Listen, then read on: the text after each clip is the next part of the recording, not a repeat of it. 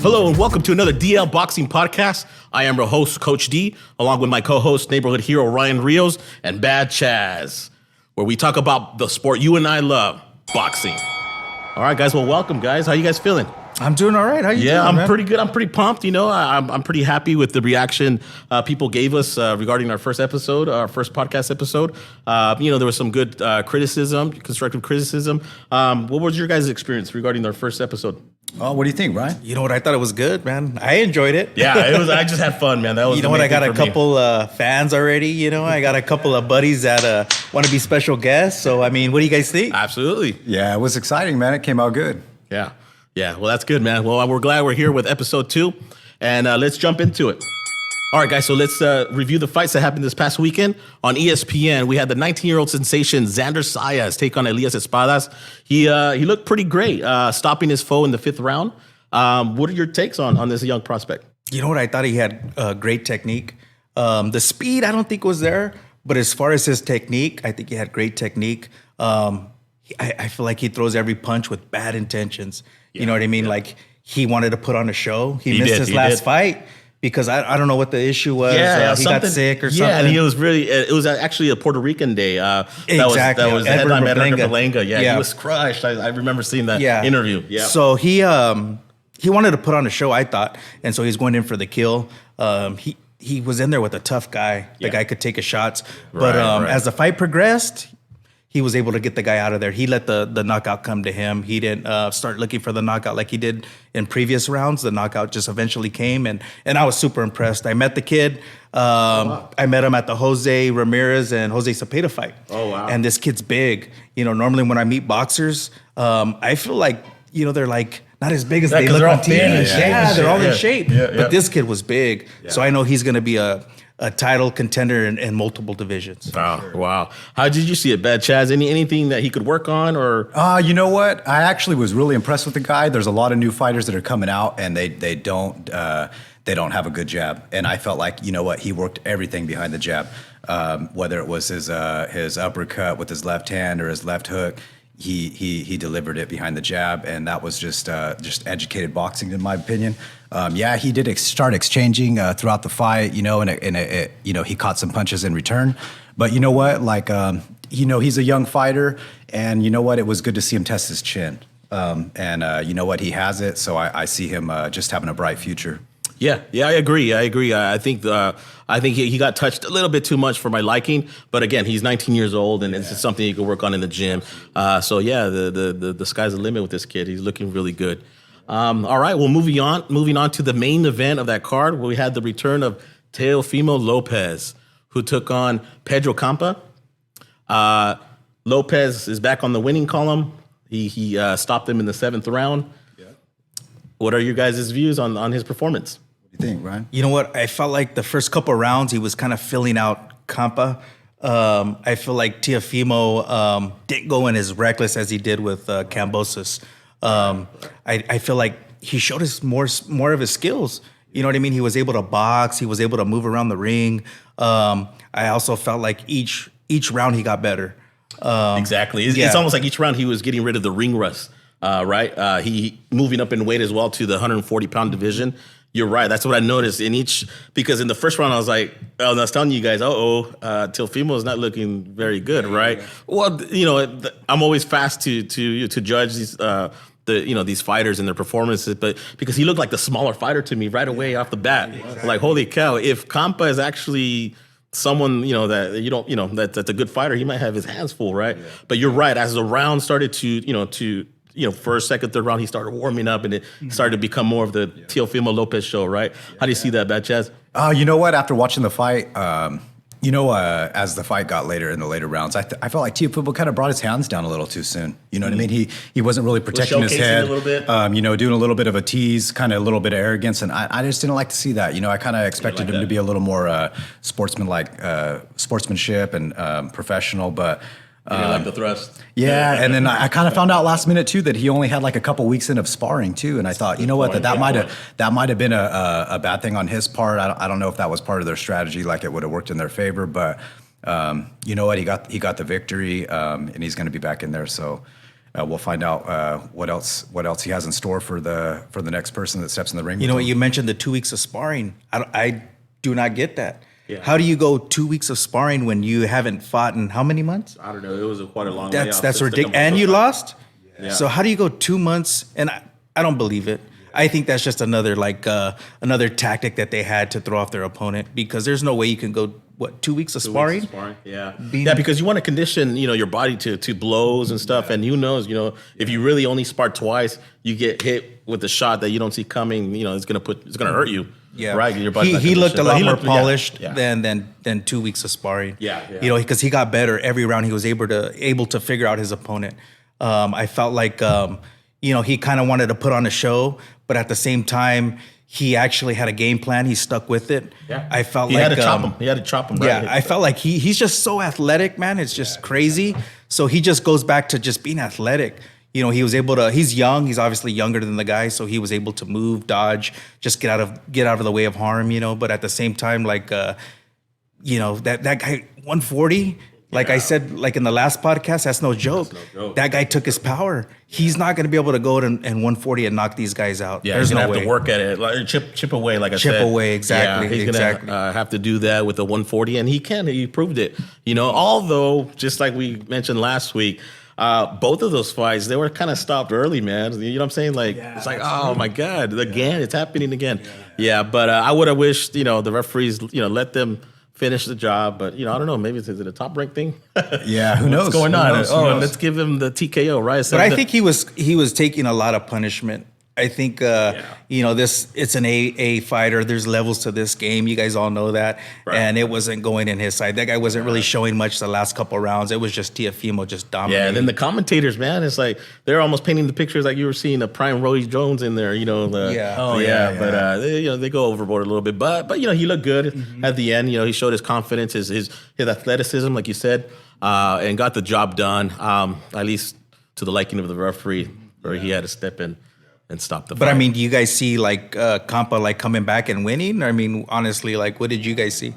No, you think he had a chance in the later rounds? You just got to give him the benefit of the doubt. At least let him fall, and But that's so. What do you think's next for Teófimo López? Barbosa? Who was it? Jose Ramirez fought Josh Taylor. No, I think Barbosa. I think you're right. I think they're going to keep it in house, which is a topic for later on. Barbosa. I think called for him out. December 10th, I think is the date. He wants the Heisman to do Trophy Day. exactly. Yeah, they're not going to put him in with any other top prospects that are not with Top Rank. You know what I'm saying? At least that's the way. But he said he wants to have it December 10th, Madison Square Garden, pay-per-view. I mean, is that realistic? Yeah, the pay-per-view part. I say they are, man. We had King Kong Ortiz on pay-per-view the other time with Charles Murray or Martin. Oh, really? Remember that? That was so if they can be pay-per-view, anything's possible. Yeah, okay. So look for Teófimo López to be on pay-per-view, unfortunately, in December. Hopefully not, man. But, unless they have some good undercards. Right. I'll pay for that, Yeah. but I mean, shoot. Yeah, let's keep it ESPN. Right. All right, guys. So that was the action for this past weekend. All right, guys, it's fight week. And we have Emanuel El Vaquero Navarrete taking on Eduardo Baez on ESPN. Navarrete, I love the guy. He's a freaking punching machine. Punches from all angles. Just very fun to watch. He came into my radar when he defeated Isaac Dogboe. Isaac Dogboe was one of the main guys coming up in the 126 division. Actually, he was the champion, I believe. Yeah, and then Navarrete comes and knocks him out, rematches him again and knocks him out again. Yeah, so I'm like, wow, Navarrete is a really good fighter, man. What are your thoughts on Navarrete? What do you think, man? You know what? Again, like, he's one of the guys that I have on my radar too. Yeah. He's one of the guys that just has a motor on him. Yeah, he starts a little slow, right, but then he just picks it up, and it's like you're gonna get hit from every angle possible. Yeah, exactly, man. You know, every angle, man. And if like, I mean, what? I guess you can counter punch with him, but he's so unorthodox that it's hard to figure him out. Right. So I mean, this guy, I know it's Baez. I don't really know a whole lot about him, but I know he possesses some type of power. Yeah, I think he only has 2 losses. Yeah, he has 2 losses. 2 losses. But, okay, so I'm thinking if there's like some exchanging going on, he might be able to catch Navarrete. But again, I'm going for Emanuel Navarrete. So we'll see. Okay. I mean, I see it like this is probably one of the most exciting fights that I see coming up this weekend. I'm looking forward to it. It's Mexican on Mexican style fighting. It's going to be a phone booth fight. I think Navarrete is going to do a little more of the boxing. That's how he's going to kind of win this fight, and I see him winning this fight. I've watched the Baez on like some undercards and stuff, and he can take a punch. He's durable. He's durable. He's durable. He's durable. Like he's not going to get hit and fall down the first time. He's gonna go the distance. It's going to take a lot to knock him down. It's going to be exciting. It's going to be something that the fans are winning on this fight, basically. So I'll be watching that fight for sure. Navarrete, I've heard rumors about him possibly fighting Shakur Stevenson in the future. I know they're off by a few pounds. But that's something that Stevenson was kind of wanting to aim for, but Navarrete it wasn't convenient him because of weight bases. This one right now, Navarrete is going to defend his WBO featherweight title, which is 126 pounds. So you'd have to move up to 130 to face Shakur Stevenson. Who would have to move up? Navarrete, yeah. Well, I know Shakur's at 130. Yeah. But I thought, so it's at 126, Navarrete has the title? Yeah, right now for this fight, yeah. Okay. Yeah, but who knows? Future fights with Valdez or Stevenson at 130 are on the horizon for Navarrete if he gets past his opponent Baez. For sure. Yeah. All right, guys. It's also fight week for the main event or the main fight that we all been waiting for, and that is the rematch between Oleksandr Usyk and Anthony Joshua, which now is for the ring title. Which was vacated by Tyson Fury due to his retirement. He announced last Friday that Tyson Fury announced that he is retiring, so therefore he vacated the Ring Magazine title. Okay. So now Usyk and Joshua are fighting for that ring title, as well as the other 3 or 4 titles that are on the line. Guys, anything that you guys seen during fight week, as far as a press conference or the public workouts? Anything that comes out or comes out to your mind? Usyk's looking a little bigger. I feel like it's going to be a good fight. Where's it happening at? In Saudi Arabia? Yeah. Okay, yeah. So it's a little hotter over there. I mean, is it indoor, outdoor? Do you guys know? I don't know if it's indoor, outdoor. You know what? Usually they're outdoor. I believe it might be outdoor. Yeah. I know Joshua's been there for a month just to acclimate to the climate and to the environment and stuff, which is smart of him. Absolutely. I saw the public workout. Joshua was there first. He looked to me, he's probably not going all out, but at the same time, his maneuvering and his punches kind of look still mechanical. He's kind of, I don't know. I hope I'm wrong. You know what I'm saying? I hope he's just playing to the fans and just hitting the mitts. Yeah. But you fight how you practice. So I wasn't impressed. I agree there. Usyk, he just put on a show for the fans. He's catching the quarters, coming up and down, showing his hand-eye coordination and his speed. Yeah. He didn't show much. He was just, kind of smiling and moving around a little bit. Did you catch any of the? I'm still looking, and I really don't see much. But like you're right, like I see Joshua somewhat hitting the mitts. He looks in shape. Yeah. Oh yeah, he does. He definitely looks in shape. He looks a little leaner. Usyk just seems crazy to me. I know, right? Like he just seems like he's ready to just come in and just take over. Yeah. You know what I mean? But I think Joshua can hurt him. I feel like the first time Joshua just needed to put that pressure on. There were a couple times where he hurt him. Yeah, I agree. So I think the first couple of rounds he needs to disrupt Usyk. Whatever he wants to do, disrupt him, put the pressure on. He's gonna get hit anyways, right? So exactly. Might as well put in his pound of flesh into the smaller man. Yeah. It all comes down for me, man. We all know the saying that a great big man beats a great smaller man, right?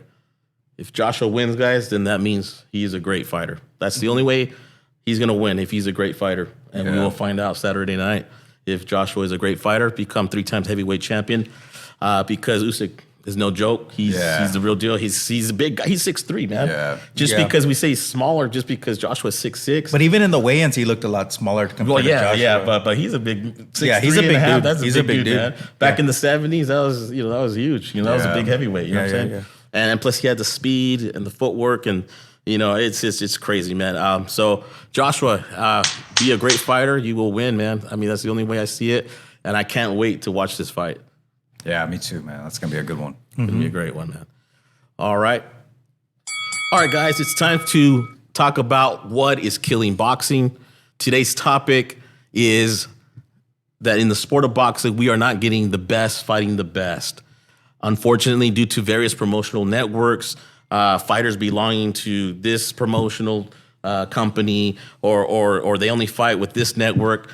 In boxing, guys, we're missing out on huge fights because it seems like all these promotional companies want to keep it in-house. Yeah. I think that is a big issue here in boxing. Absolutely. What are your guys' thoughts on that, man? What do you think? I mean, like, I have all these dream fights in mind. Right. You know what I mean? And when these people start calling out people, I get excited. You know what I mean? Like, you forget that they're under different companies, right? Yeah, and I just don't. Oh yeah, get it done, right? Yeah. Like, But it's not that easy. Yeah. You know what I mean? They're obligated to fulfill their contract that we all don't know about. You know, there's certain fights that they have already planned, you know, like years in advance. But when they start doing this whole social media beef and they start going back and forth, right, you get you excited, but then you forget, and then you remember, oh, so and so is with this company and so and so is with this company. It's not going to happen. Why are we getting excited? One example that comes to mind greatly, in my opinion, is Gervonta Tank Davis under Mayweather Promotions. This guy has been in-house for too long. He's like, what, 27, going to 28? The man, what was that big win against Pedraza? Yeah, Jose Pedraza knocked him out. Yeah, right. That was just good. That was good. He was on his way to, he's on the, coming up right. But then all of a sudden, Mayweather Promotions kind of puts the brakes on him and keeps him in-house, right? Keeps him fighting Leo Santa Cruz, a small featherweight. Keeps him in-house fighting Pitbull Cruz. Pay-per-view, Rolly Romero, another in-house. Mario Barrios. Mario Barrios, thank you. What's going on here? Why isn't he fighting? Why he should have fought Lomachenko already. He should be undisputed. Not He Devin should have Haney. a title, exactly. Not Devin Haney, right? Devin Haney at 23 is already undisputed champion because he sought and fought the fights that were significant for his legacy, man. That's just in my opinion, like one that fits this topic is Tank Davis. They really put the brakes on his career. If they really believe in him, he should have already fought all these big fights. But then again, it's Garcia. working. It's working because it's a business, right? Yeah. Any fight that Tank fights is a mega fight. Oh yeah, it is working. And they have good promotion, right? So they build this fight up to where it's like you have to see it. It's like Tank's fighting the next great fighter, right. But then again, do you see any promotion for Usyk and Joshua, 2 heavyweights? No. Have you? It's kind of light, huh? It's light, man. Yeah. Like you don't see anything. So it's all about promotion. Yeah. And there's something that Mayweather's doing right. Yeah. So like right, yeah. So you want to see that, but at the same time, it's not business. Yeah, to my point, they've turned boxing into, it's always been business, but really strictly to business, into a business model where you generate all this in-house money with this, by promoting nice, like you said, doing the right things. And no hate on them. They're making their money and they're doing everything right in that purpose. But for us fans, they starve us of the great fights, right? Yeah, absolutely. Yeah. So we haven't got Tank versus Ryan Garcia, or Tank, like I said, Lomachenko. Tank versus anybody. Tank versus right. Exactly, man. When we get in, when he's past his prime. As of this taping, I don't believe even Spence versus Crawford has been signed, right? It hasn't been signed. I haven't heard anything. Now, what was the thing? Spence with PBC. Oh, well, I got fish to fry. I need to be Porter for his belt. I need to be Ugas for his belt. Okay, he did that. Yeah. While Crawford's over here with Top Rank, right? Fighting Cal Brook. These guys that are on their way out. Yeah. Oh, he's on the other side of the street. Okay, so what happens years later? Crawford is now, on his own. He leaves Top Rank, and they still haven't made the fight, right? They still haven't made the fight. They say it's close, but we'll believe it when they're in the ring. So that's another big fight that we're just clamoring for, right? And it doesn't make any sense why they haven't fought. There's undisputed on the line. You know what I mean?